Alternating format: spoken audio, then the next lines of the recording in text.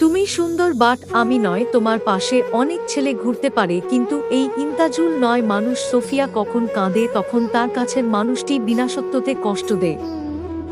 যে মানুষ হাজার কষ্টের মাঝেও তার প্রিয় মানুষটিকে মনে রাখে, সে সত্যিকার অর্থে ওই প্রিয় মানুষটিকে ভালোবাসে। সে তাকে কখনো ভুলতে পারে না। যেদিন আমি হারিয়ে যাব সেদিন তুমি বুঝবে।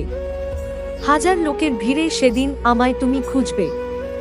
সেদিন তুমি পাবে না আর এই আমাকে, পাবে শুধু ফেলে আসা স্মৃতিগুলোকে।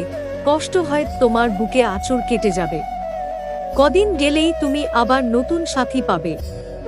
ইতি জিবি জিবি এন্তাজুল। আকাশ ভরা দুঃখ আমার, সাগর ভরা ঢেউ। এত কষ্ট আমার বুকে দেখে না তো কেউ।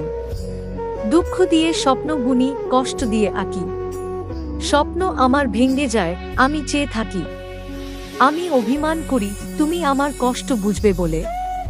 আমি দূরে থাকি তুমি আমাকে মিস করবে বলে। অল্পতে রাগ করি, রাগ ভাঙাবে বলে। তাই বলে ভুলে যাবে এটা কখনো ভাবিনি। যারা খুব কাঁদতে পারে তাদের সবচেয়ে বড় লাভ হচ্ছে তাদের মনে কষ্ট তেমন জমে না। অথচ যারা মন খুলে কাঁদতে পারে না তাদের মনটা হলো কষ্টের আকাশ। রং বদলে গেছে আমার মনের, ও ভয় নেই, অনেক দূরে চলে গেছি।